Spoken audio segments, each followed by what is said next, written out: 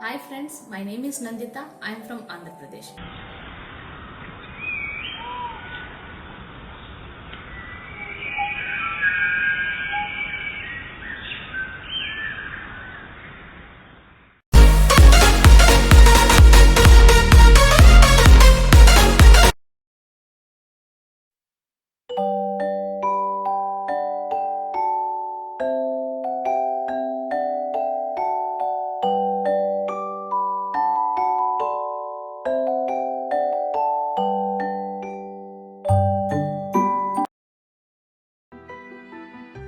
Now let us discuss about mosses.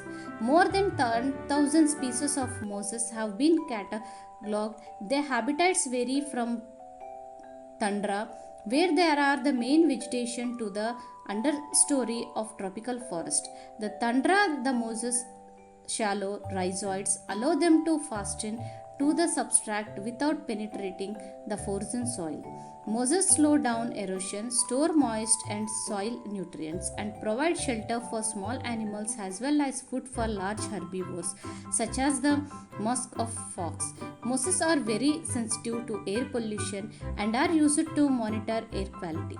They are copper salt, so these salts are common ingredients of compounds marketed to eliminate mosses from lawns.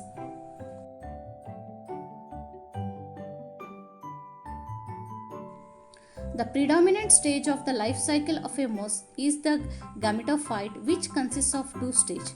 The first stage is the protonema stage, which develops directly from a spore.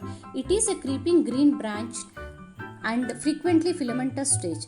The second stage is a leafy stage which develops from the secondary protonema as a lateral bud.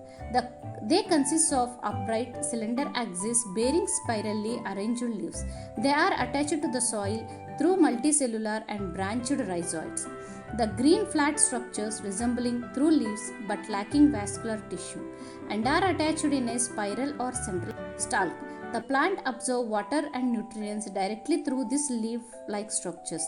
Some mosses have small branches, some primitive traits of green algae, such as flagellated sperms, are still present in mosses that are directly depend on water for reproduction. Other features of mosses are clearly adaptations to dry land. For example, stomata are present on sporophyte stall. Additionally, mosses are anchored to the substrate, whether it is soil, rock, or roof tiles, by multicellular rhizoids. These structures are precursors of roots. They originate from the base of the gametophyte but are not the major root for the absorption of water and minerals. The lack of a true root system explains why it is so easy to rip moss mats for a green trunk. The moss life cycle follows the patterns of alternations of generations as shown in the figure. The most familiar structure is the haploid gametophyte, which germinates from haploid spore and forms the first protonema, usually a tangle of a single-celled filaments. Hug the ground. Cells akin to an apical meristem actively divide and gives rise to a gametospore, consisting of a photosynthetic stem of a foliage-like structures. Rhizoids form at the base of the gametospore, and gametangia of the both sexes develop on a separate gametospores.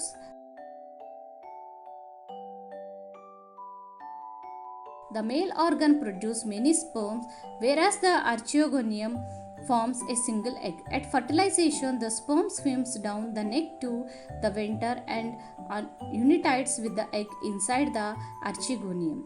The zygote, protected by the archegonium, divides and grows into a sporophyte. Still, they are attached by its foot to the gametophyte.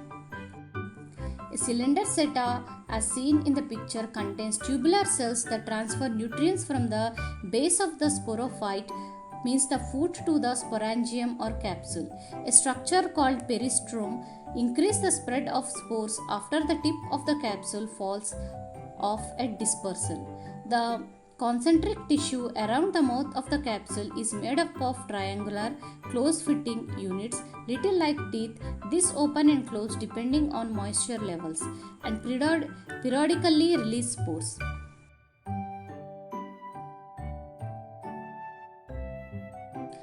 Let us discuss the stages of reproduction. Vegetative reproduction in mosses is by fragmentation and budding and the secondary protonema. In sexual reproduction, the sex organs Antheridia and Archegonia are produced at the apex of the leaf shoots. After fertilization, the zygotes develops into sporophyte consisting of a foot, seta and capsule. The sporophyte in mosses is more elaborate than in liverworts. The capsule contains spores. Spores are formed after meiosis. The mosses have an elaborated mechanism of spore dispersal. Common examples of mosses are Funaria, Polytrichonum, and Sphagnum.